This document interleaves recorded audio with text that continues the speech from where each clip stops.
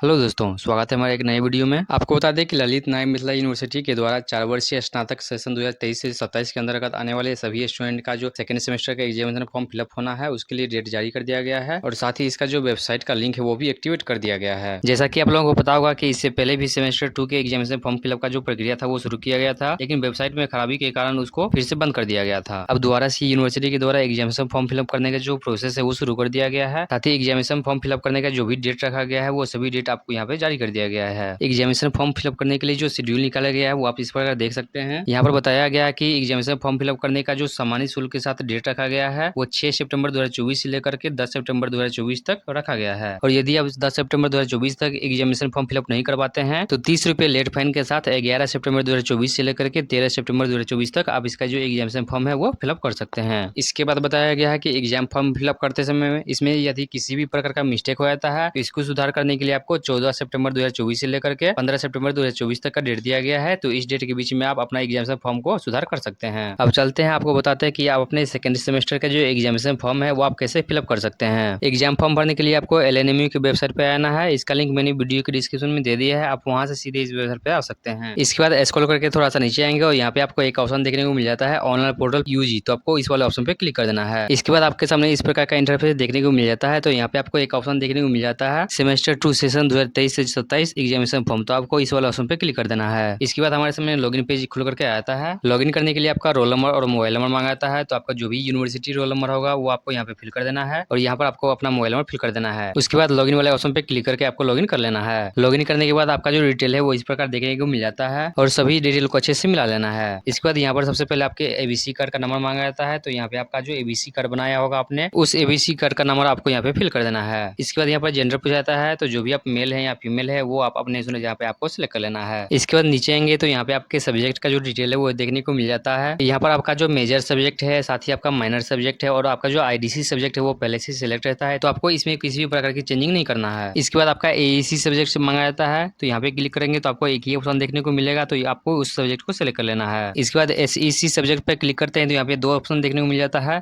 तो आप जिस भी सब्जेक्ट का तैयारी कर रहे हैं आपको यहाँ से उस सब्जेक्ट को सिलेक्ट कर लेना है। इसके बाद बीएससी सब्जेक्ट आता है, तो ये सब्जेक्ट भी आपको अपने अनुसार सेलेक्ट कर लेना है। यदि आपको इसमें कोई भी कंफ्यूजन लगता है सब्जेक्ट सेलेक्ट करने में तो आपको अपने डिपार्टमेंट से पता कर लेना है और जो सब्जेक्ट बोला जाता है उस सब्जेक्ट को यहाँ से आपको सिलेक्ट कर लेना है। इसके बाद स्क्रॉल करके नीचे आएंगे तो यहाँ पे आपका फोटो और सिग्नेचर देखने को मिल जाता है। यदि आपका फोटो और सिग्नेचर देखने को नहीं मिलता है तो यहाँ पे चूज फाइल पे क्लिक करके आपको अपना फोटो और सिग्नेचर अपलोड कर देना है। इसके बाद अपलोड फोटो एंड सिग्नेचर वाले ऑप्शन पे क्लिक कर देना है। इस प्रकार आपका जो फोटो और सिग्नेचर है वो सक्सेसफुली अपलोड हो जाता है। इसके बाद आपको क्लिक हियर टू प्रोसीड का एक ऑप्शन देखने को मिल जाता है, तो आपको इस वाला ऑप्शन पे क्लिक कर देना है। इसके बाद आपने जो डिटेल फिल किया हुआ है उसका प्रीव्यू देखने को मिल जाता है, तो यहाँ से आपको दोबारा से सभी डिटेल को अच्छे से मिला लेना है। सभी डिटेल मिलाने के बाद आपको सबमिट एग्जाम फॉर्म वाले ऑप्शन पे क्लिक कर देना है। इसके बाद यहाँ पर आपको प्रोसीड टू पे का एक ऑप्शन देखने को मिल जाएगा, तो वहाँ पे भी क्लिक करके आपको इसका जो पेमेंट है वो आपको पेमेंट कर देना है। पेमेंट सक्सेस होने के बाद आपका जो पेमेंट का स्लिप है वो इस प्रकार देखने को मिल जाएगा, तो यहाँ पे आपको एक ऑप्शन देखने को मिल जाता है क्लिक हियर टू प्रिंट का, तो आपको प्रिंट वाले ऑप्शन पे क्लिक करके इसको प्रिंट करके निकाल लेना है। इसके बाद लेफ्ट साइड में यहाँ पे आपको एक ऑप्शन देखने को मिल जाता है प्रिंट एग्जाम फॉर्म का, तो आपको इस वाले ऑप्शन पे क्लिक कर देना है। इसके बाद आपका जो एग्जामिनेशन फॉर्म है वो इस प्रकार देखने को मिल जाता है। इसको प्रिंट करने के लिए यहाँ पे आपको एक ऑप्शन देखने को मिल जाता है क्लिक हियर टू प्रिंट का, तो इस पे क्लिक करके आपको इसका जो 2 कॉपी है वो आपको प्रिंट करके रख लेना है। आपको ध्यान देना कि इसका जो 1 कॉपी है वो आपको कॉलेज में जमा कर देना है और इसका 1 कॉपी आपको अपने पास सुरक्षित रख लेना है, क्योंकि जब एडमिट कार्ड जारी किया जाता है तो वेबसाइट की खराबी के कारण कभी कभी आपका जो एडमिट कार्ड है वो डाउनलोड नहीं हो पाता है। तो ऐसी स्थिति में आपका जो एग्जाम फॉर्म है वो लेकर के आप अपना एग्जाम दे सकते हैं। तो दोस्तों इस प्रकार आप ललित नायक मिथिला यूनिवर्सिटी के अंतर्गत आने वाले सेकंड सेमेस्टर का जो एग्जामिनेशन फॉर्म है वो फिलअप कर सकते हैं। एग्जाम फॉर्म फिल करने में यदि आपको कोई भी प्रॉब्लम हो रहा है तो आप कमेंट करके बता सकते हैं। साथ ही आप हमसे फेसबुक, व्हाट्सएप या इंस्टाग्राम के माध्यम से भी हमें कॉन्टेक्ट कर सकते हैं। इसका लिंक मैंने चैनल के अबाउट सेक्शन में दे दिया है, आप वहां से सीधे हमसे जुड़ सकते हैं। वीडियो अगर आपको अच्छा लगे तो वीडियो को लाइक कीजिएगा तथा चैनल को सब्सक्राइब जरूर कर लीजिएगा, ताकि इस प्रकार की जो भी जानकारी है वो आप तक सबसे पहले पहुंचती रहे।